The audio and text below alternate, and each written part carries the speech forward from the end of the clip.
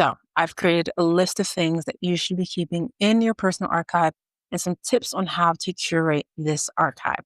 So you're probably wondering, what should I save? Well, we're going to go over a few categories of things that you should be saving. First is written communication. Second is any personal writing you've done. Third is images and videos. Fourth is audio. Fifth is official and life documents. Six is any memorabilia. And seven is any books and printed material. So let's get into every single category I just mentioned and why and what you should be saving. First category of things that you should be saving is written communication.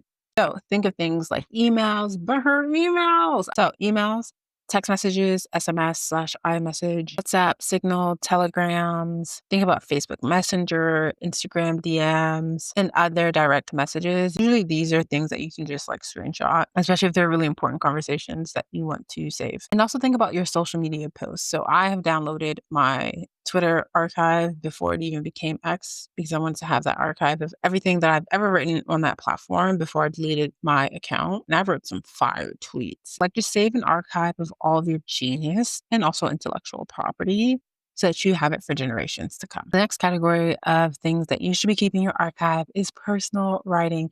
Please, guys, tell me you're keeping your journal. Comment below and tell me if you're journaling or keeping a journal or just somewhere where you're keeping your. I have journaled for such a long time.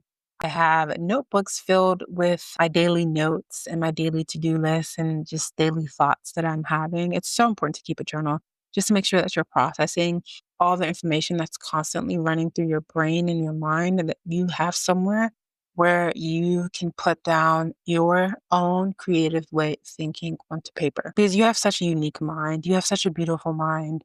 And one day people are going to want to study your mind, even if it's just your descendants. Trust me. Okay. Next category of things is images and videos. So for all of your photos, make sure that you are saving copies of them, especially if there's any metadata attached to them. If you have an iPhone and you swipe up on a photo, you can see that usually the location is tagged, the date is tagged, and then any notes that you put on your photo. So personally, I put certain notes when I'm going to like art galleries and I'll write down the caption of whatever painting or sculpture that I have photographed so that I remember a specific note or thought I had about it and just make sure I can cite it properly in the future. Think about any videos, home recordings, yeah, just like nice stuff that you have on your phone.